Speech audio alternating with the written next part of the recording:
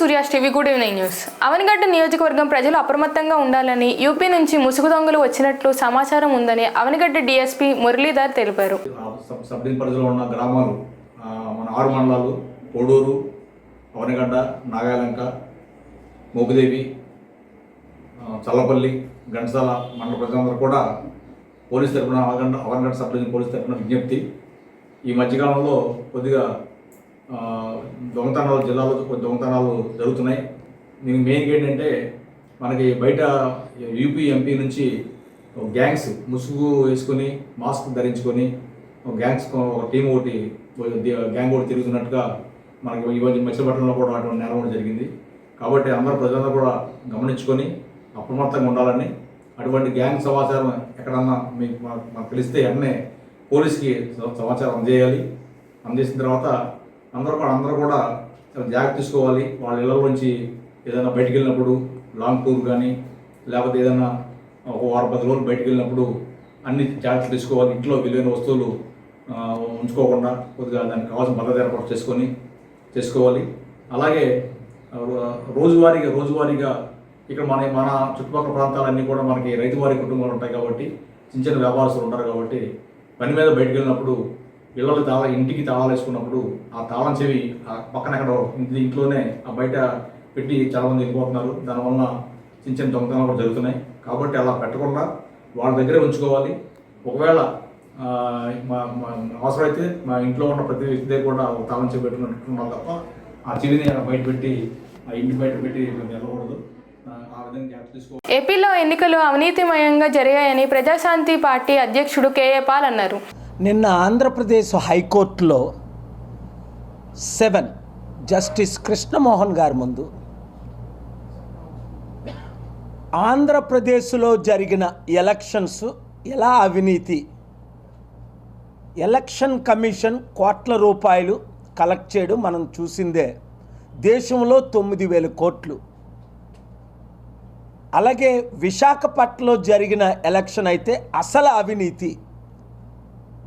అక్కడ district collector returning officer May 23 honourable high court order ఇచ్చినప్పటికీ order పట్టించుకోకపోవడం, సీసీటీవీ కెమెరాల చుట్టూ పెట్టకపోవడం, లైవ్ లింకులు మాకు ఇవ్వకపోవడం,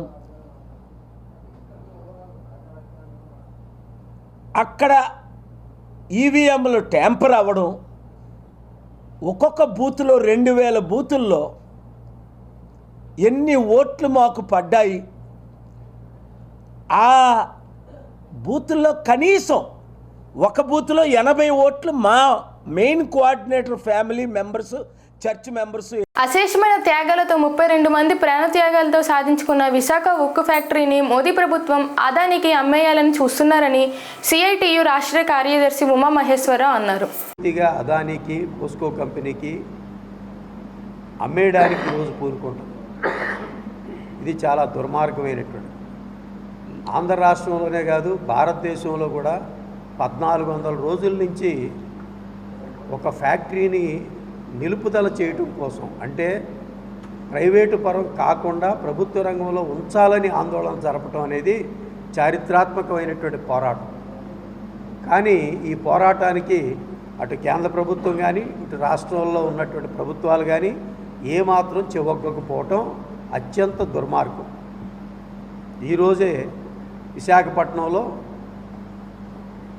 సిఎండి ఆఫీస్ ముందు పెద్ద ఎత్తున అక్కడ ఉన్నటువంటి కార్మిక వర్గం ఆందోళన చేస్తున్నారు, ముట్టడి చేస్తున్నారు. మేము ఈరోజు రాష్ట్రంలో ఉన్నటువంటి ప్రభుత్వాన్ని కూడా అడగదలిచాం. కారణం ఏంటంటే చంద్రబాబు నాయుడు గారు అధికారంలో లేనప్పుడు, పవన్ కళ్యాణ్ గారు అధికారంలో లేనప్పుడు ఆయన స్పష్టంగా ఒక మాట చెప్పారు, విశాఖ ఉక్కు ఫ్యాక్టరీని ప్రైవేట్ పరం కానివ్వం అని.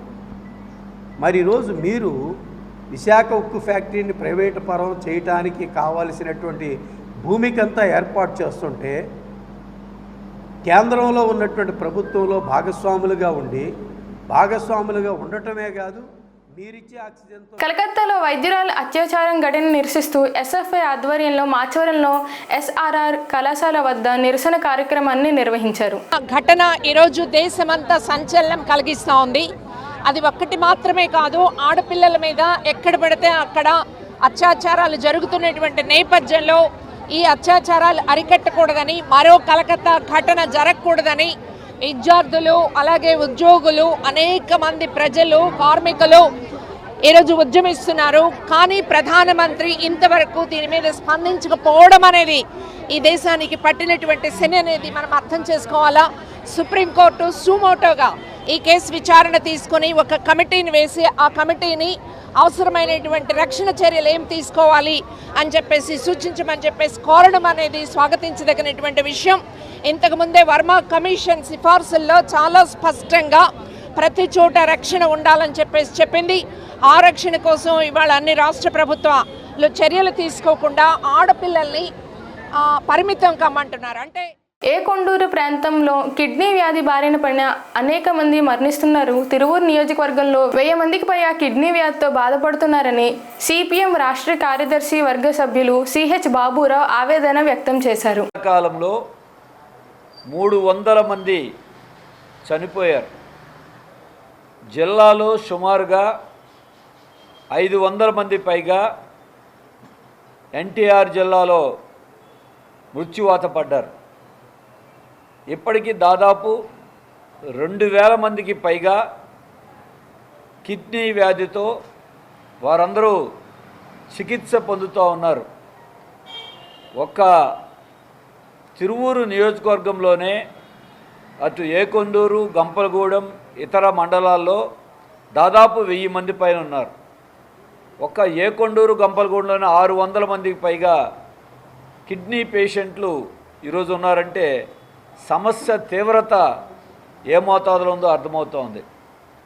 రాష్ట్రంలో ఉద్దానం అత్యధిక కిడ్నీ పేషెంట్లు ఉంటే ఆ తర్వాత క్రమంలో ఈ ఎన్టీఆర్ జిల్లా, ఏకొండూరు, తిరువూరు నియోజకవర్గం సాంద్రతగా ఒకే ప్రాంతంలో దీర్ఘకాలంగా కిడ్నీ వ్యాధితో బాధపడుతున్నారు. 2024వ సంవత్సరంలోనే ఎన్టీఆర్ జిల్లాలో తిరువూరు నియోజకవర్గంలో 63 మంది ఈ కిడ్నీ వ్యాధితో మృత్యువాత పడ్డారు. కిడ్నీ సమస్య ఒక భాగం అనుకుంటే ఇంకొక వైపున గత కొద్ది రోజుల నుండి విషజ్వరాలు, టైఫాయిడ్, చికెన్ గున్యా దుర్గమ్మను దర్శించుకున్న ఎంపీ బీజేపీ అధ్యక్షురాలు దగ్గుబాటి పురంధరేశ్వరి.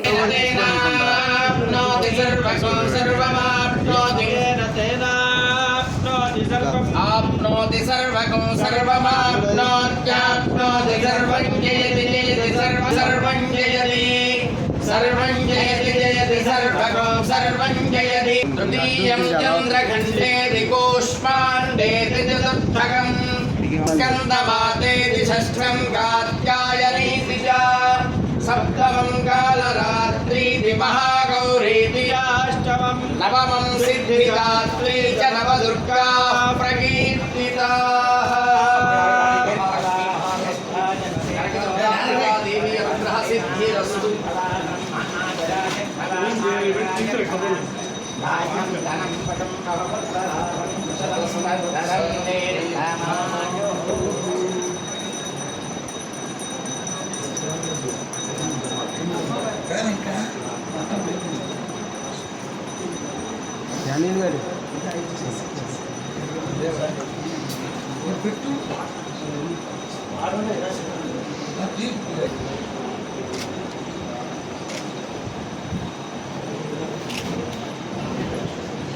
క్యాంటీన్గా ఒకసారి నుంచి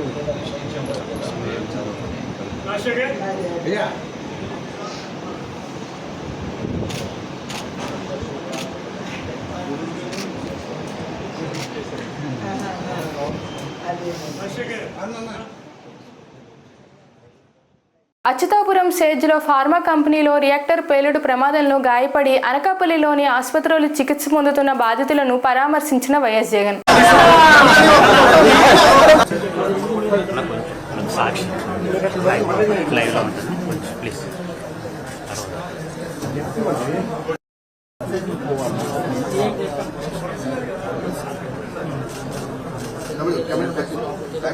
తీసుకుంది అలాగే తీసుకుంది.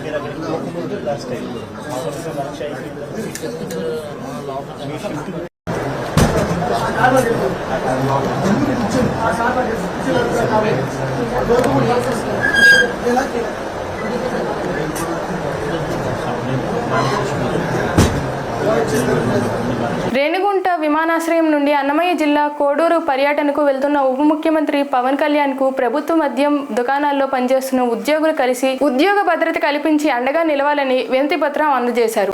నమస్తే అండి, మేము తిరుపతి గవర్నమెంట్ వైన్ షాప్కి సంబంధించిన సూపర్వైజర్ అండ్ సేల్స్ మెన్లు మాట్లాడుతున్నాం.